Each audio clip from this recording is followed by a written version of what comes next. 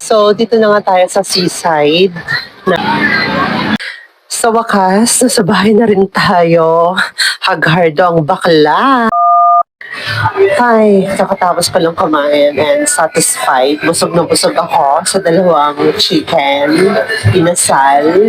So next ay pupunta ako sa seaside kung saan maraming mga nag-date doon. Makikimarites tayo. Chares!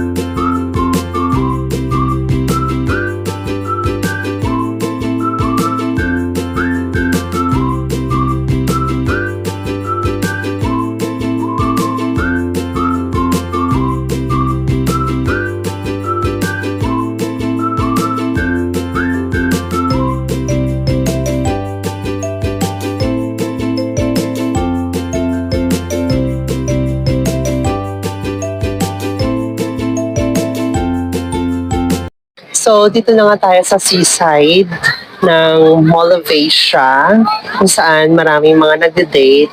O, tingnan nyo at saka maraming mga pamilya dito nagbabanding. At masarap kasi dito mag-relax tuwing weekend, pangpatanggal ng stress at mga problema sa buhay. So, sa likod ko nga pala ay isang malaking Christmas tree ng surf. At yun yung Mall of Asia sa likod. At dito naman yung seaside. May part dun sa seaside na tinambakan na. Dati wala yan. Yan ata sa bagong, ano ba tawag nila dun? Build project or bagong mga gusali na itatayo doon.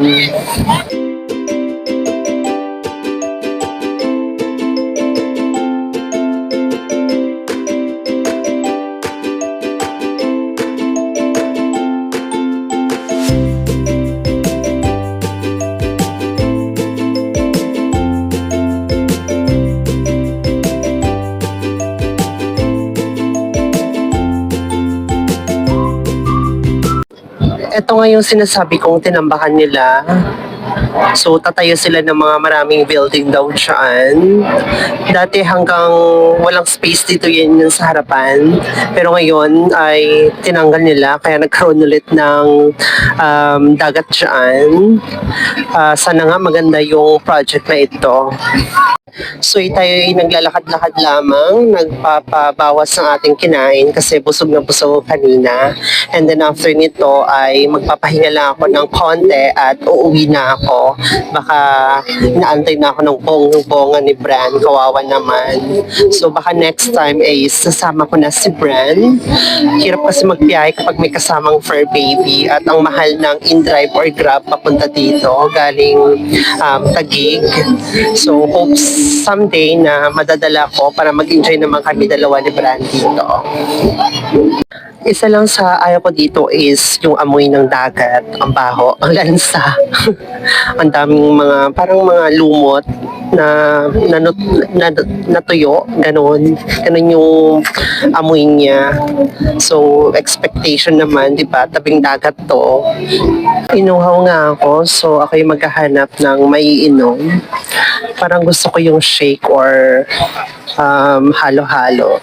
So, maghahanap tayo. So, may nakita nga tayo ditong fresh juice and shake. So, wala na daw shake. Fresh juice na lang yung bibilin natin. Ito na lang daw yung natitira. It's yung buko at saka buko pandan. So, siguro, buko pandan na lang yung bibilin ko. At nakabili na nga tayo ng buko pandan juice. 85 pesos to. Ang mahal. Alam niyo naman ngayon, sa panahon, lahat na ay ang mahal na. Diba?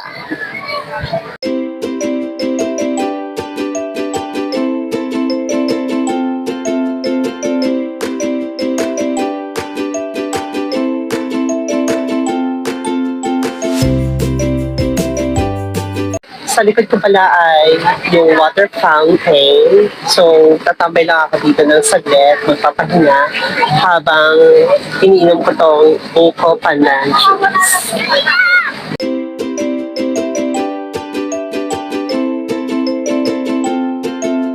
At dahil quarter to 11 na at sarado na yung mall, dito tayo sa pedestrian lane, dadaan. Doon kasi sa taas is sarado na.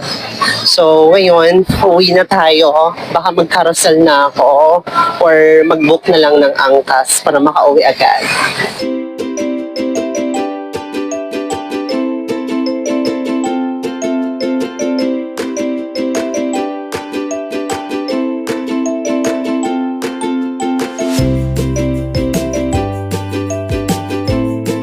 Buti at meron pang carousel. Dito lang to sa harapan ng MOA.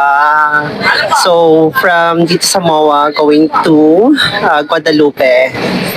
Tayo pasakay na nga ng carousel pauwi. Buti naman at okay yung ating pwesto. Dito tayo sa bintana at nakaupo tayo.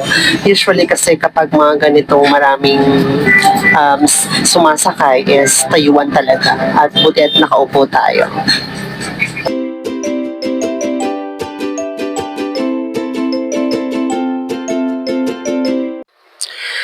Sa wakas, nasa bahay na rin tayo. Haghardo ang bakla. Grabe ang traffic from MOA to Taft Avenue. Kasi ginagawa yung daan, iniespalto nila. Kasama pala yun sa project ng rehabilitation ng EDSA. Diba? So, umalis ako sa MOA 11:12. Nakarating ako dito sa bahay 1:33 na. So, halos 2 oras kalahati yung biyahe natin na supposed to be mga 1 oras mahigit lamang.